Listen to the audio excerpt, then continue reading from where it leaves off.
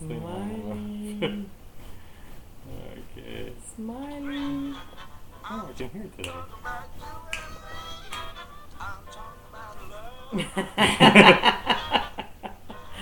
Nobody will ever notice.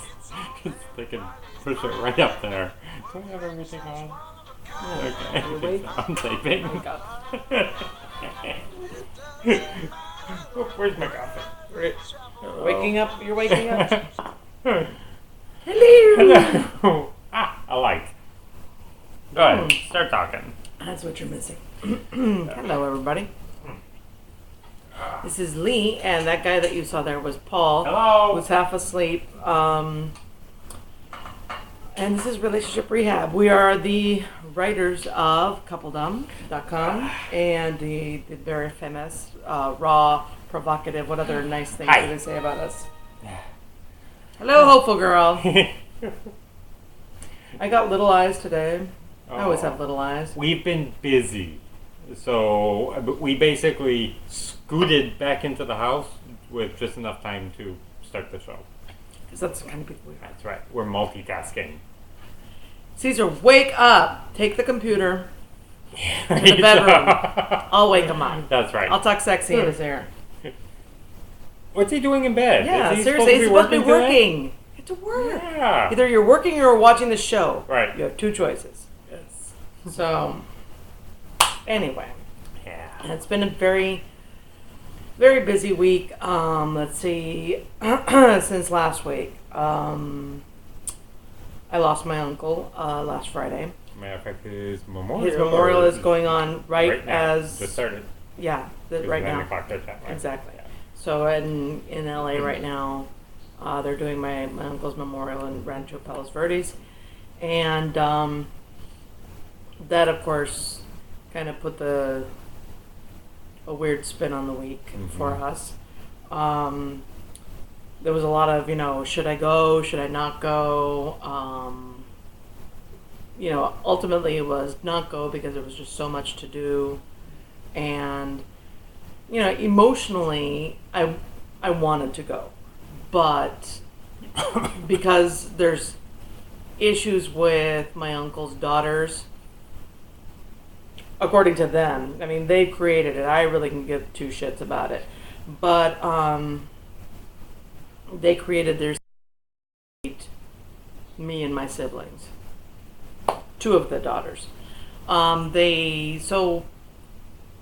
then the third one we were very close to. Yeah, the third one we're very close Just to. to I mess mean, it I all consider closest. Yeah.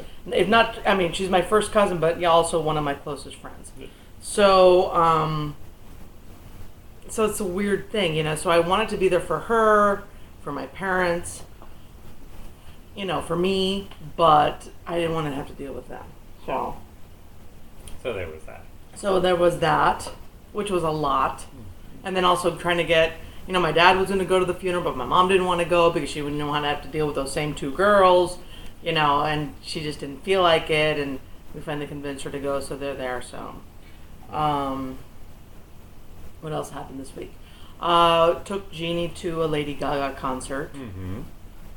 And now she's in a wheelchair. She hurt her foot really, really bad. So, and she got it stomped on by somebody that she was with, actually.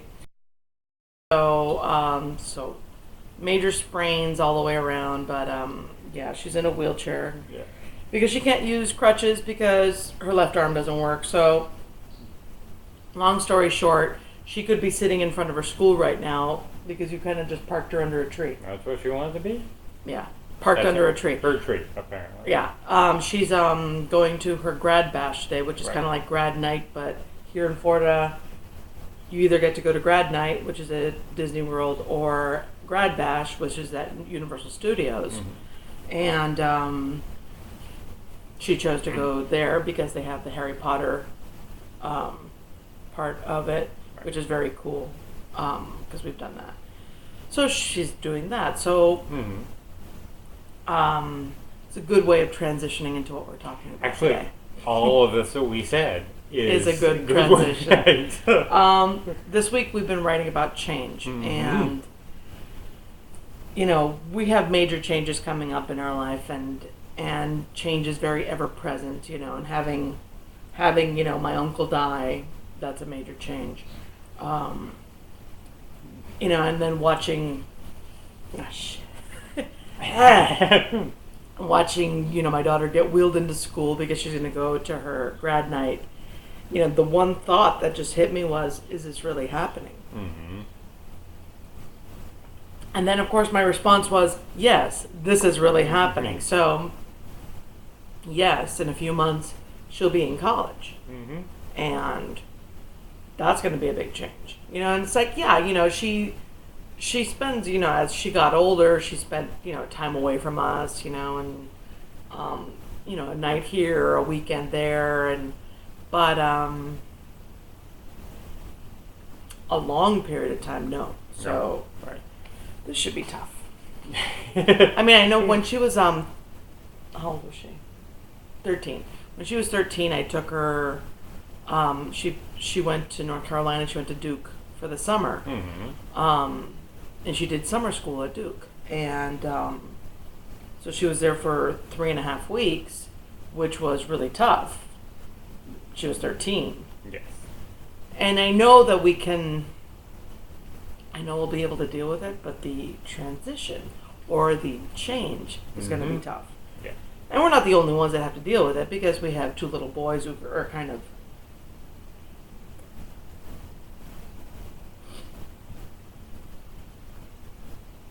Go ahead. This is where you're supposed to step in. Oh. This is why I have a co-host. Unfortunately, I don't know what...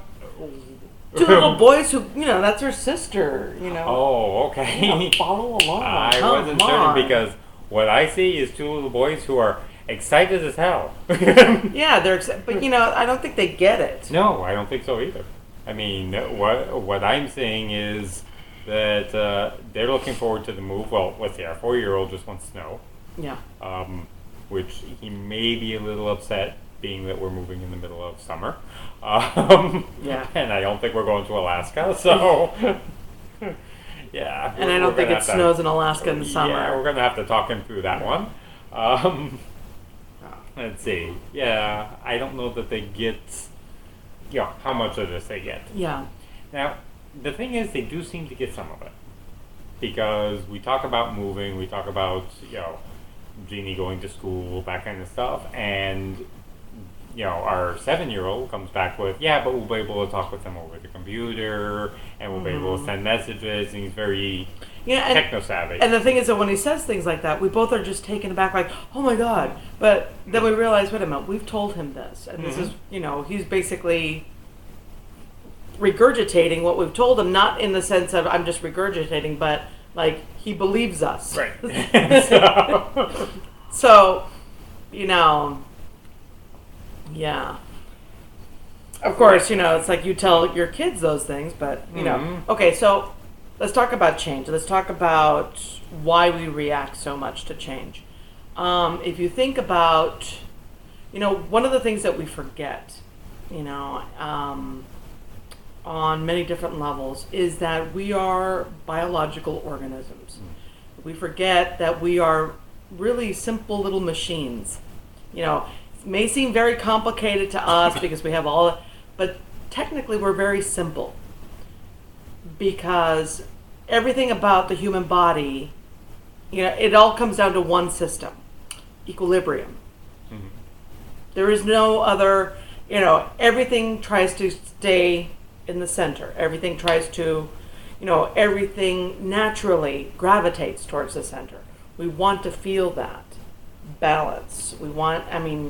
And the moment that we're out of balance is when we get sick, or we get very stressed, and all of that is part of it. And it's really a question of balance. And, like when, and if you look at all of the interesting medicines, Chinese medicine, Ayurvedics, everything is all about creating balance. And even when we talk about psychotropic medication, medication that we give to mentally ill people, it's really about creating a balance of chemicals in your brain. So because that's all we're searching for. There's really nothing else.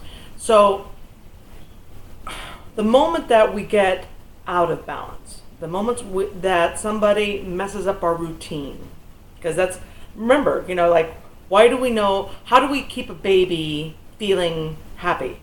Well, we create a routine for them. Mm-hmm. We make sure that every few hours they're eating, that their life is basically the same thing every single day. They get up, they're doing tummy time, and then they're doing back time, and they're playing with their little mobile that they love so much, and it's the same exact mobile every single time. And then, at this time you're going to put them in their little chair to see if they could sit up. I mean, you do the same thing. And we know as moms and dads that when you stick to that exact schedule, baby's really happy all day. The moment that you have to take them to the pediatrician or whatever, you messed up their whole life. And that it's not the pediatrician that's messing them up. It is directly related to messing up their equilibrium. They know what their routine is. Don't mess it up. Children throughout their life, they know what their routine is. Don't mess it up. The moment that you mess it up, they get irritable. They get out of control. They don't know what to do. Children who know what their schedule is, children who know what their life's going to look like every single day, are happier children, saner children, and I say that in the, they don't jump off the walls and stuff, and safer children. They're okay with mommy and daddy going off because they know they're going to come back because that's the routine. Okay? Caesar's here. Welcome. Yay. Good morning, sir. Have some coffee. So, and that all comes to balance. It's all about equilibrium. Good morning. And so we try to create balance in everything that we do. It's like if you work too much and you're not home enough, what happens? You get stressed and you get irritable. So any kind of change messes us up. It just takes us out of whack. And our bodies naturally react to it. It seeks homeostasis. Always. That balance. It always tries to push you back to the center. Right. So if you're working too hard, you get sick. Okay? That's a natural reaction to doing too much.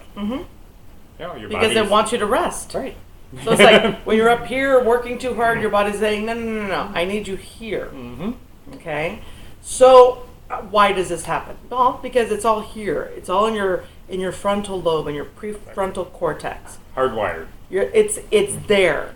It's it is so ingrained. And when you think about, whenever we go back to the brain, we really are going to, really basic stuff. The brain may seem very complicated, but it's always, like when you're learning about it, okay, it's very complicated because it just looks like a bunch of mush, like that.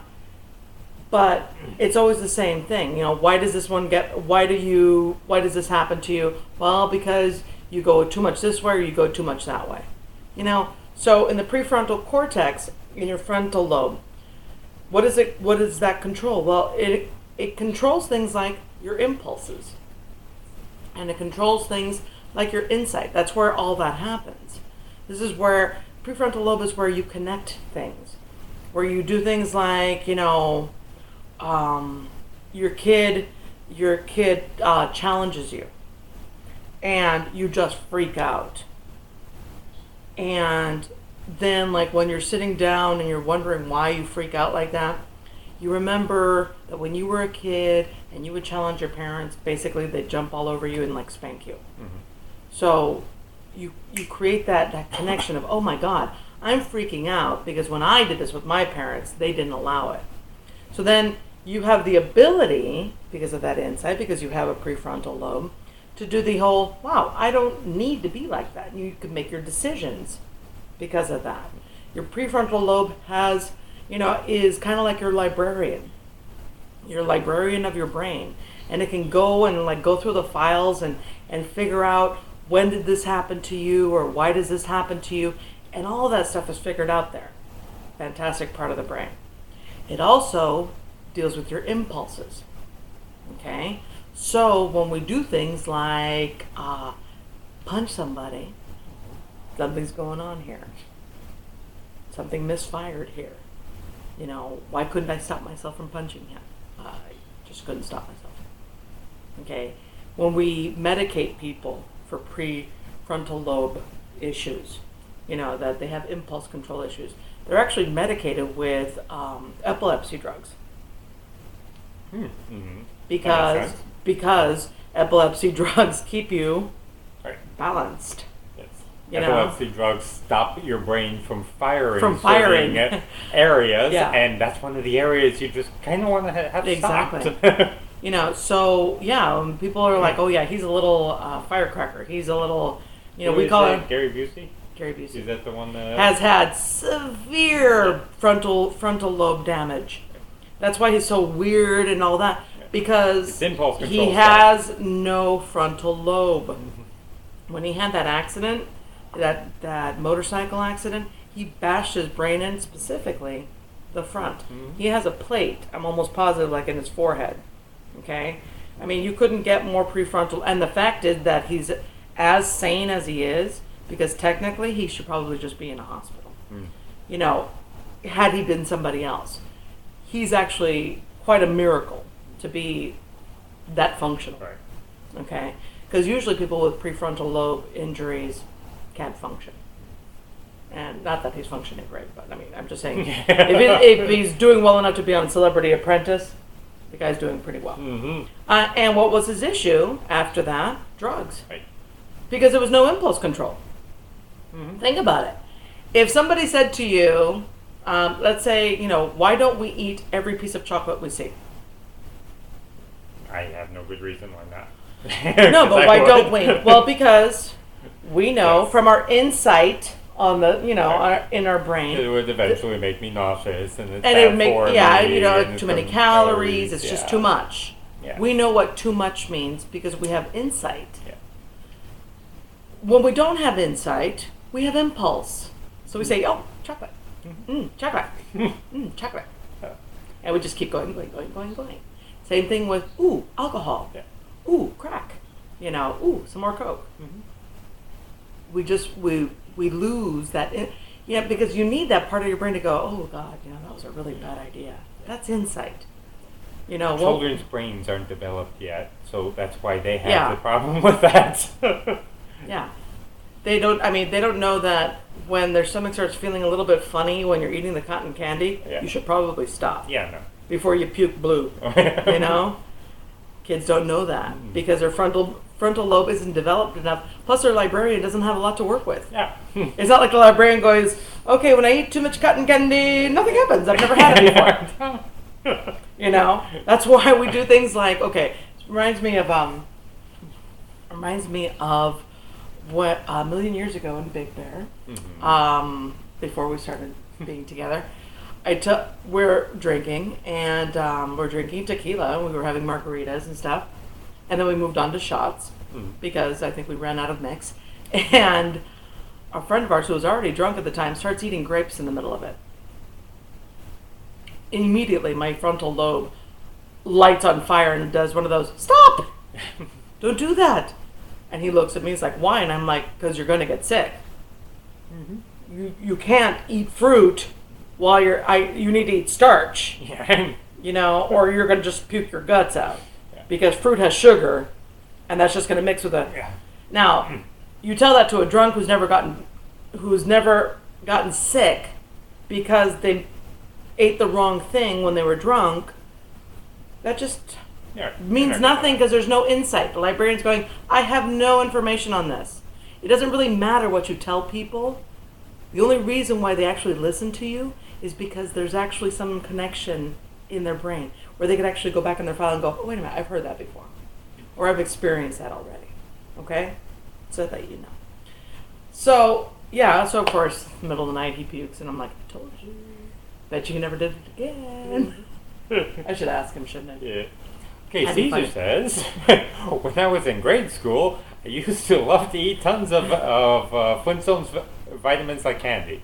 One day I was in the nurse's office and threw up. Hold on! You were with Mrs. King and you threw up with her? Was it Mrs. King?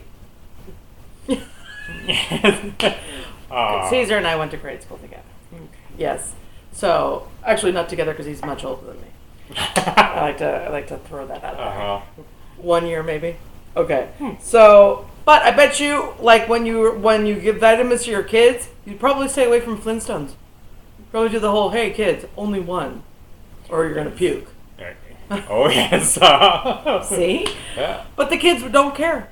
I mean, Yeah, our boys get gummy vitamins. If it were up to them, they'd eat the whole jar. That's why I keep them up high. Yeah, that's why we had I don't know if a few years ago they used to sell Vitaballs, which were vitamins in a gum form, and our friend like brought us a bucket of those once, and we loved having those. Well, one day we found Jeannie has a peep issue. Yeah. Jeannie has a sugar thing. So she's like popping the Vitaballs. We're like, dude. Of course she got sick. Yeah. But yeah, Jeannie has a peep issue.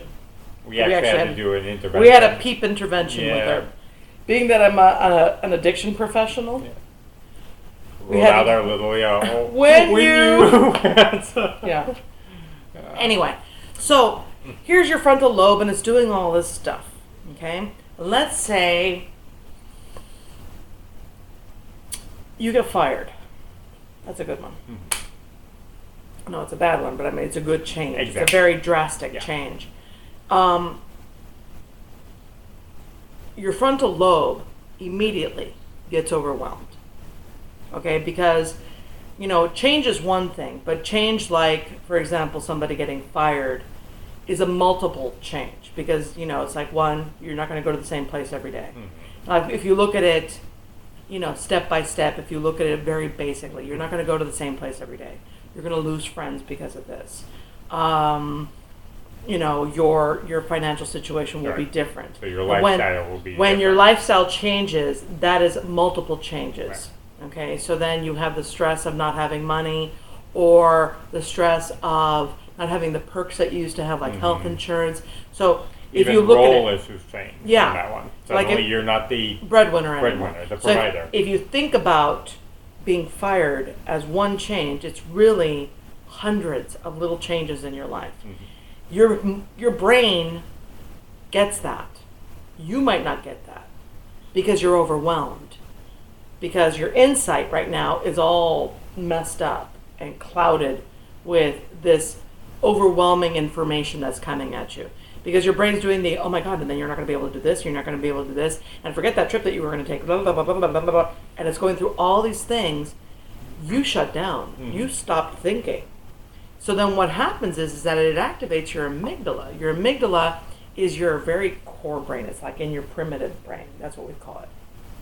This is the amygdala area is very similar to what animals have. It is, your amygdala does fight or flight. It's your sympathetic and your parasympathetic system. This is what keeps us alive. Okay? This is, without this, we would have gotten eaten by saber-toothed tigers. Yes. Because, kitty. Actually, without it, probably even sloths. Yeah. Yeah. If we didn't. Oh, kitty. To them, too. So when we have this sympathetic, parasympathetic matchup, how are you going to react to it? How do you react to the change? That's going to be pretty much up to you, okay? And how you deal with change. And this is why we talk about this. This is such an important issue. This really separates the men from the boys in terms of healthy. This is the number one thing that separates the men, okay? If you think about it.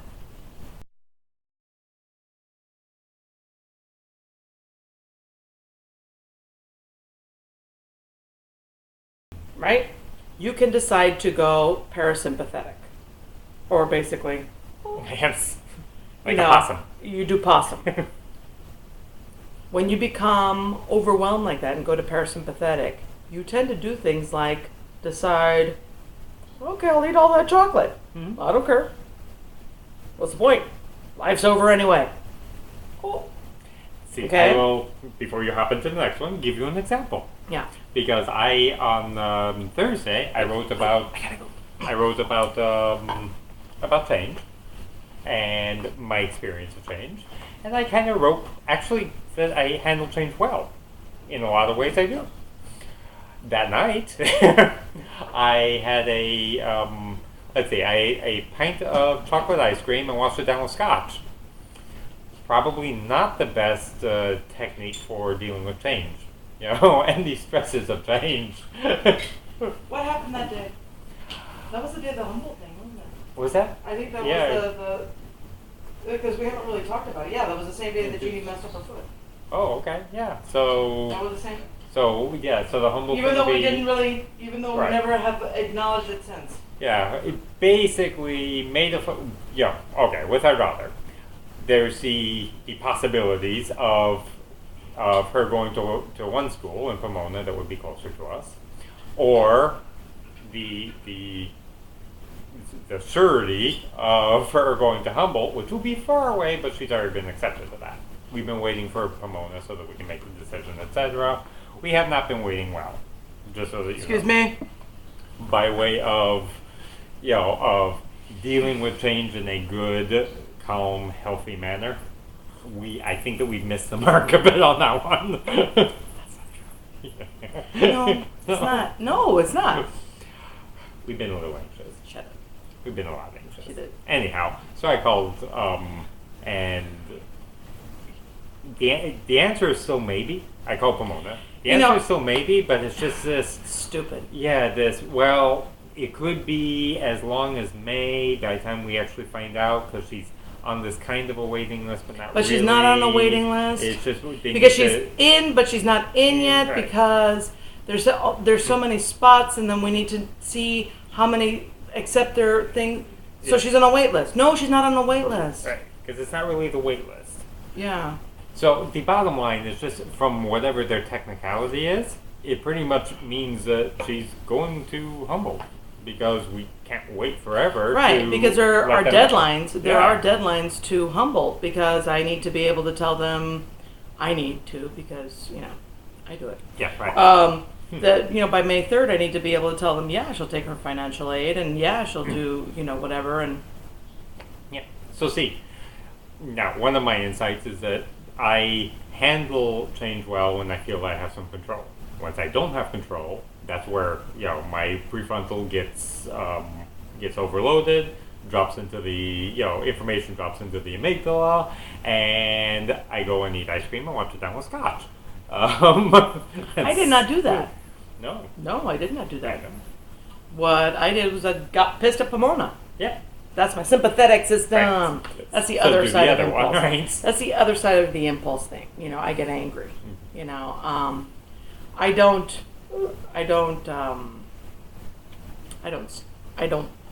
play dead. Mm-hmm. I tend to fight instead of flight. Yeah. I'm funny that way. Yeah, totally. I know it's hard to believe that I would do that, but I do. Then you hear someone say everything happens for a reason, and you want to scream. Yeah, that is. Yeah, whatever.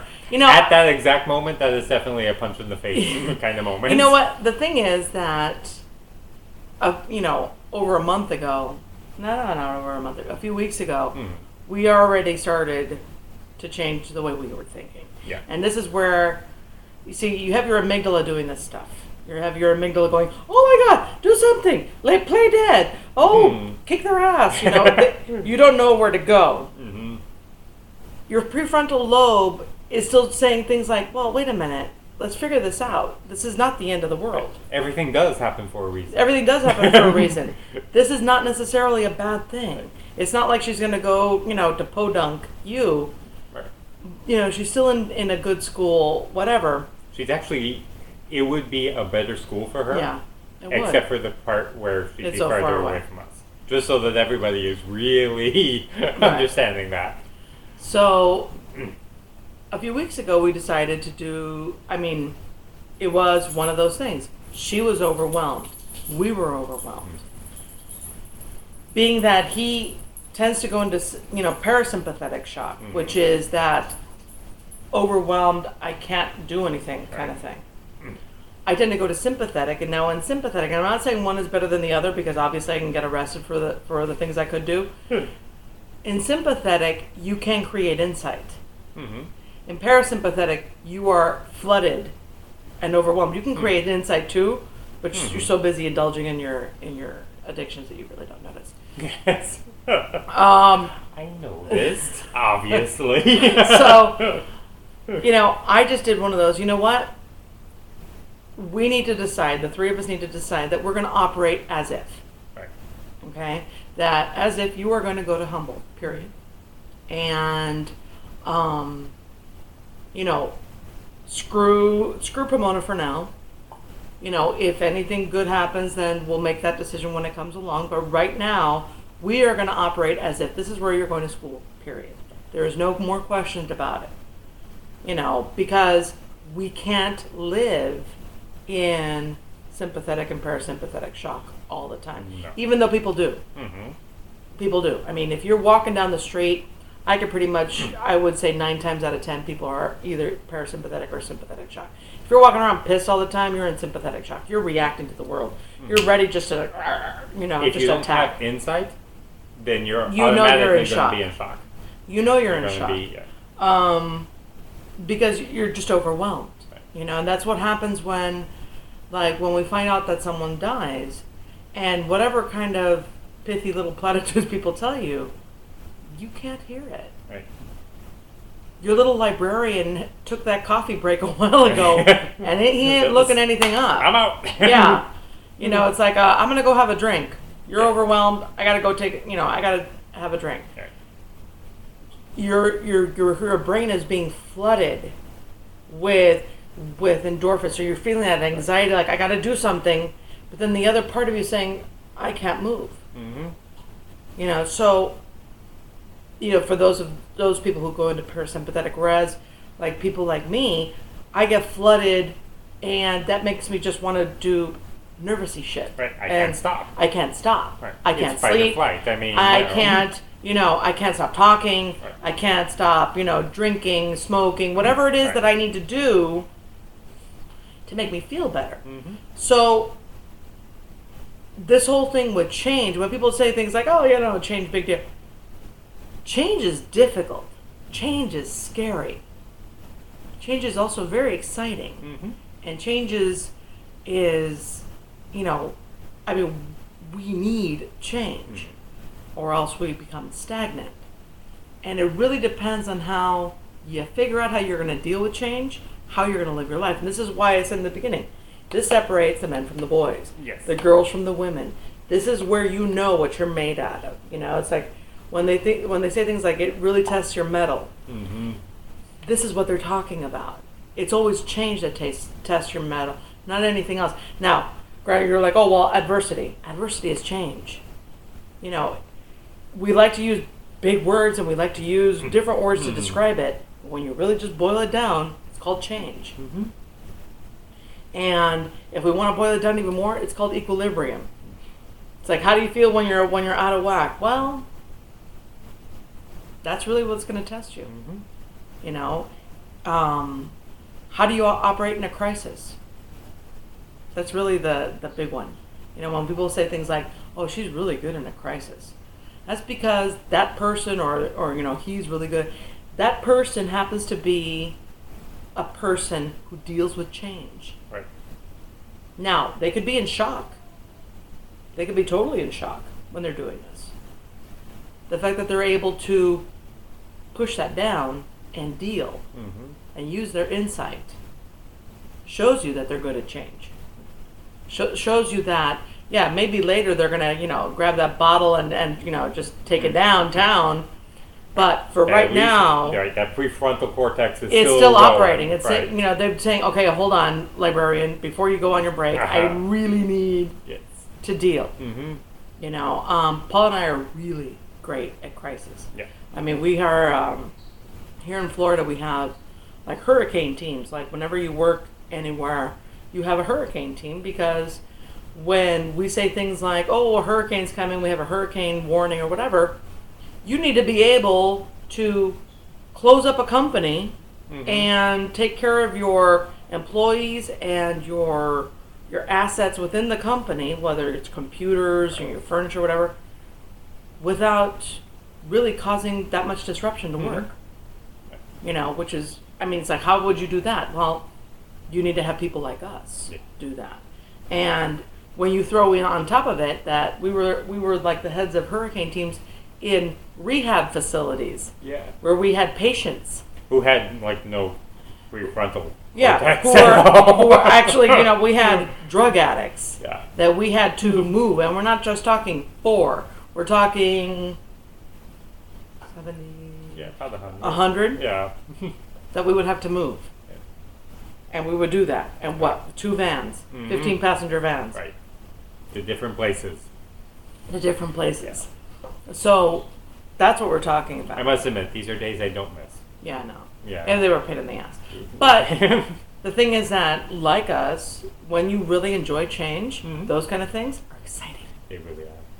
Because it's the way you look at it. Now, so now we understand all the biological stuff, and now you're much smarter, and now if this stuff comes up on Jeopardy, you're all over this stuff. Okay, yeah. And whenever your friends are like, I don't know, I can't deal. Now you know why they can't deal, okay? And now you know that when change happens or when you're under stress like that, this is why it's not a good idea to have a drink. When you have that drink, your little librarian goes to sleep. Yes. And you can't create insight, and you can't solve your problem. You can't find a happy reasoning to your problem. See, this because they do that. The concept of fight and flight, kind of important, because that is a protective mechanism. Your body wants you in one of those. This is what kept us alive in the caveman That's days. why we don't go pretty kitty to the saber-tooth tiger. And it's also when that saber-tooth tiger was coming at us, what kept us running. Okay? And even to a certain extent, you might not be able to tell the difference between fight and flight. But it's the, in flight, you want to be like a marathon runner. Okay? Tune everything out and just keep going. Right. You don't see anything around you. Just run. Right. But also flight could be playing dead. The playing dead. That is also the whole idea, is to get out of the danger zone, but you keep going, because it's not until that insight part in your brain tells you that the danger is gone. Or, hey, look, it's a tree. Climb. Yeah, right. Handles the situation. Same thing with fight. You keep fighting. Somewhere in your brain has to say, the thing's dead. Or it left. Or, you don't have to fight anymore. Right.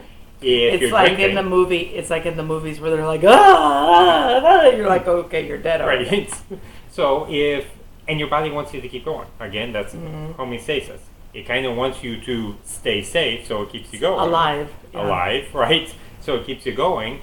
Unfortunately, it also has all of these mechanisms for unhealthy ways of keeping you doing it, like addiction. Okay? Pick up a bottle. That way it doesn't... You don't trigger those parts that say, stop. Yeah. It's like when they say, if you've ever seen Cat on a Hot Tin Roof, he talks about, he drinks until he hears the click. Yeah. Because then, he goes, if he heard, it's where the red light turns off and the blue light turns on. Right. And everything gets cool in his brain. That's when he stops thinking. And that's it's such a great description of addiction. I don't want to hear my brain talking to me. If I actually listen to myself, I might blow my brains out. Right. So then this is another way of just shutting everything down. Okay, so not a healthy way of dealing with your change. Okay, and you're going to be kicked out. Okay, so how do you learn how to deal with change? It's very simple. We learn from our parents.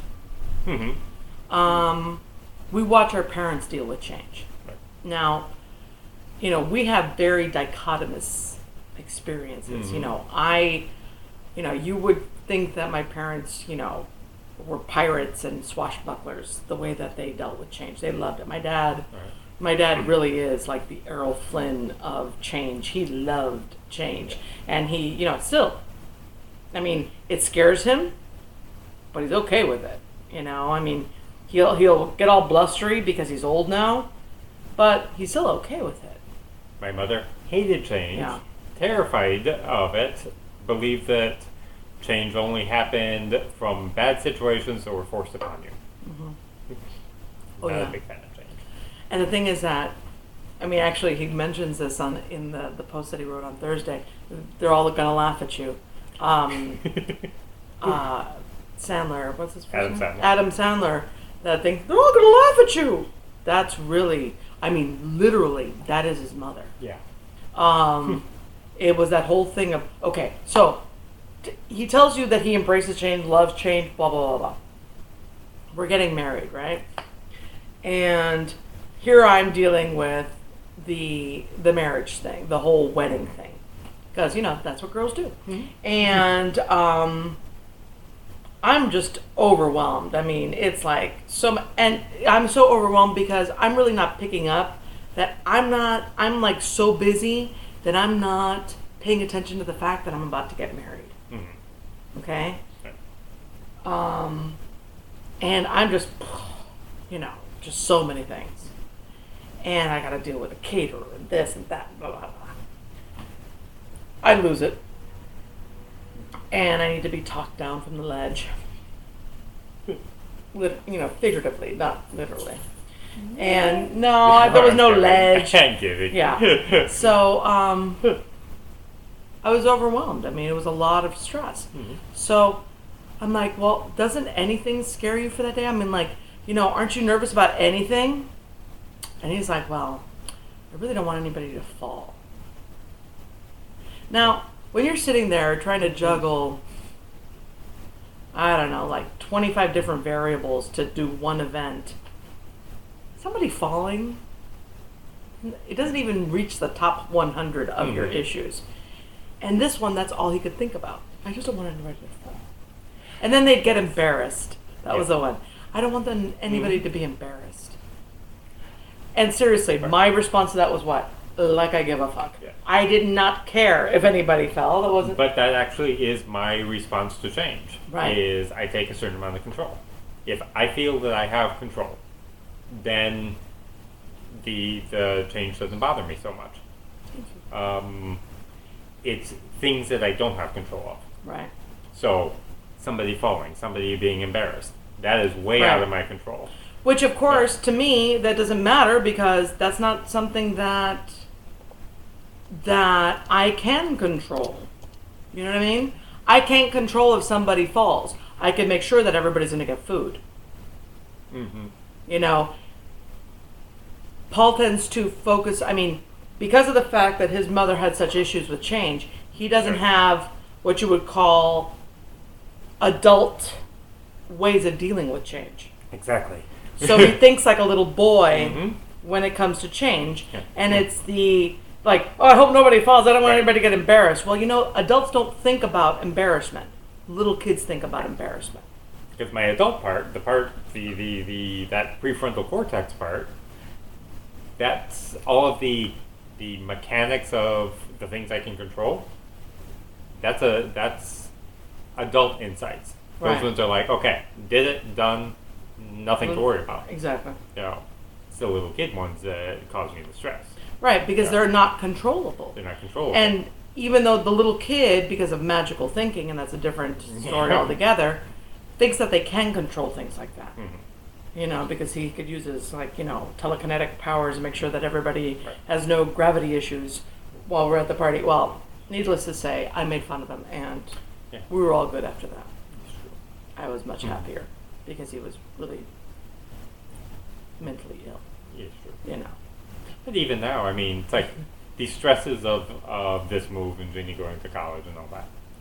It's like, what is my biggest concern? It's not the mechanism of moving. It's, is she going to forget about us? Mm-hmm. Is she still going to love us? I mean, that's really the, But that's more emotional. Yeah, but it is still that the things I can't control. Yeah. If I could snap the love you collar onto her and just, have the remote control, then I'd be good.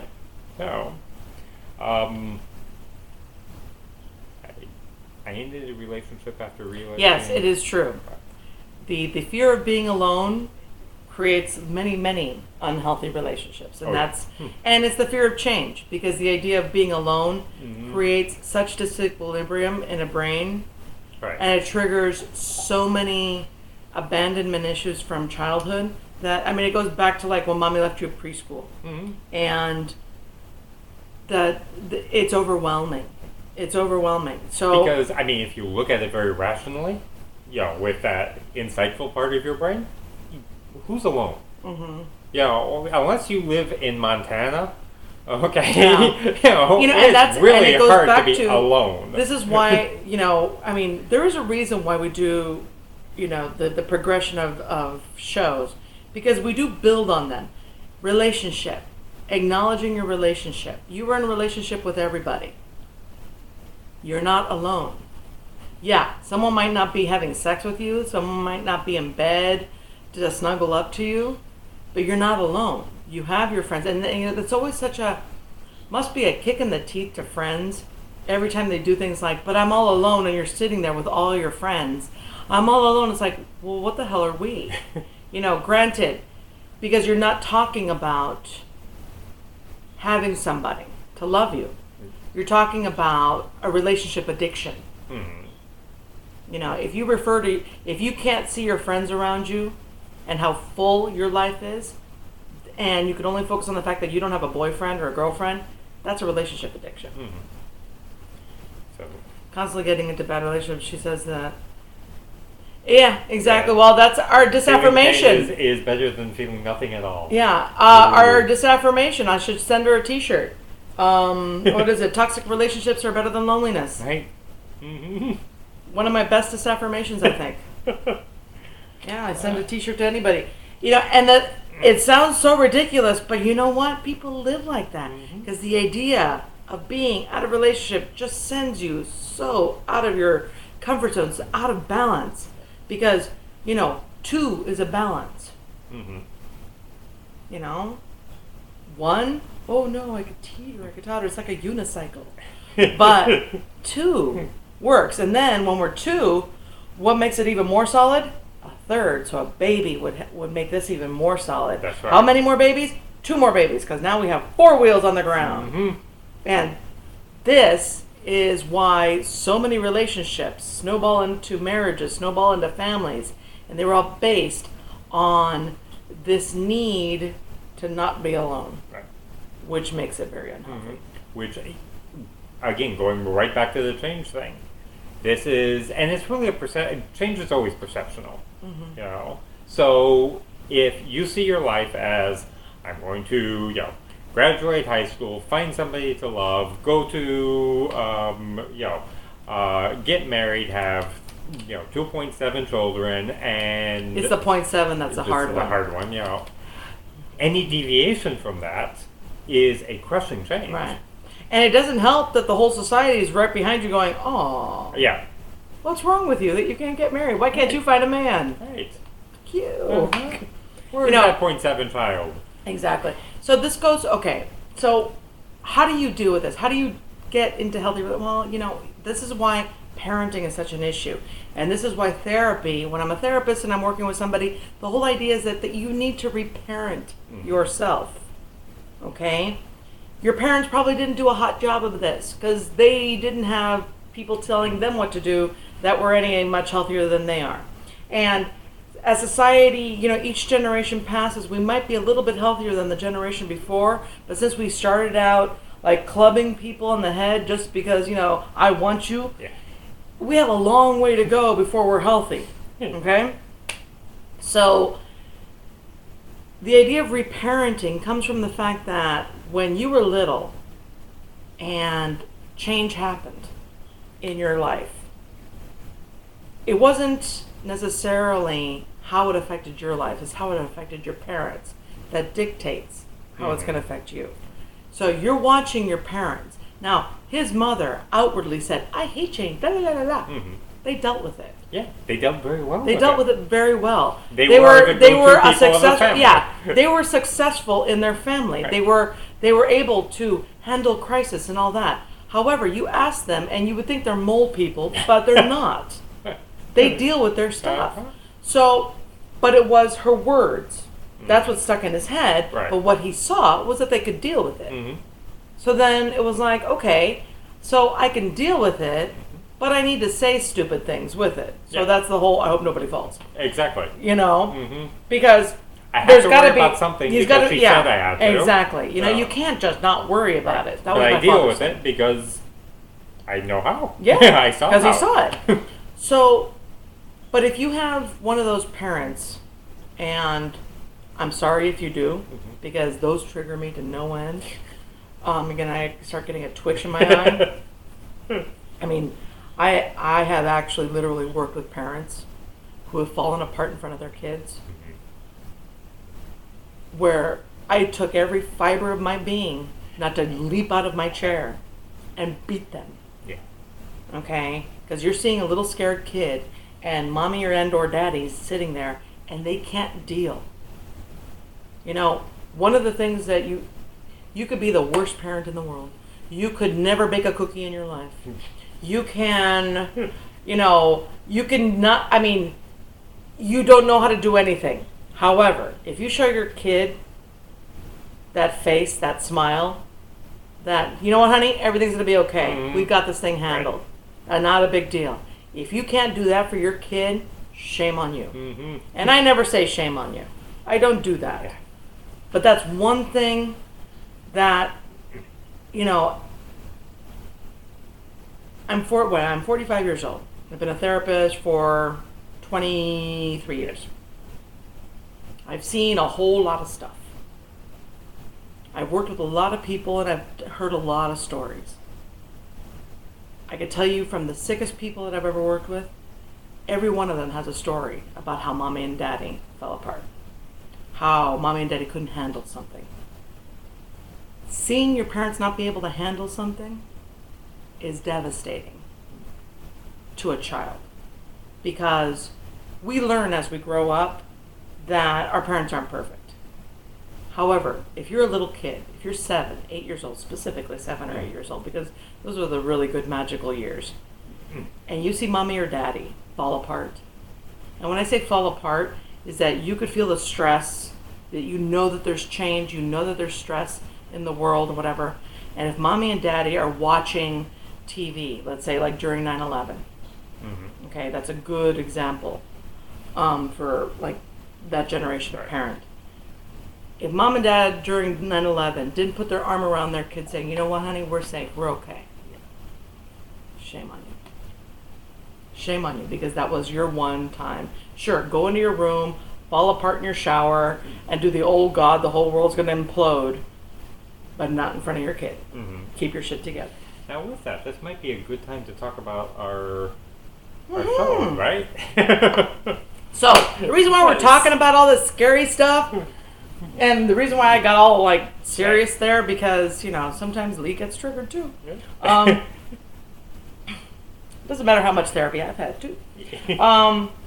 Is because starting on April 28th, we were going to start next week, but we can't because we got to take the boys to the dentist. It's a long. It took us 4 months to get an appointment. Yeah. 4 months. 4. Yeah.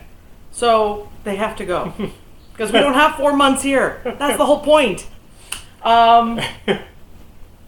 So here we go. On Thursday, April 28th, we are starting our new show, which is called Making the Move. With Coupledom. With Coupledom. Yes. The whole sorry. That's the important part. We're going to be documenting how we're dealing with our change and our move. Right.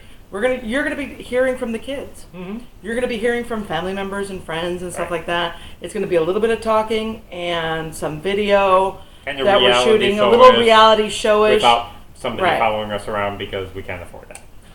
And then we just won't handle that very well, mainly because he doesn't wear a shirt ever. Yes. This is the only time he puts a shirt on all week, and we appreciate that. Right.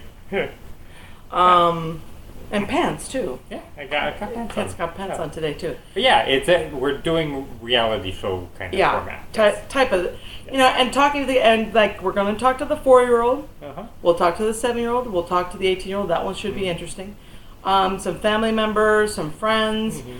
and we'll talk about this big change coming up. Right. So, yeah, we've got 15 weeks left before we move from Miami to California. Yeah. So, we've got a promo. You want to play that? I Watch our can. commercial. Let's It's do really this. good. How Hold do I on. do this? Okay. You gotta give me keep Hold on, talking hold while I'm on. doing this. Yeah, just Yes, we're give me moving a to moment. California. Yeah. Wait, where is There it? he is. Hello. And this is a promo. Come on. Oh, are you doing it?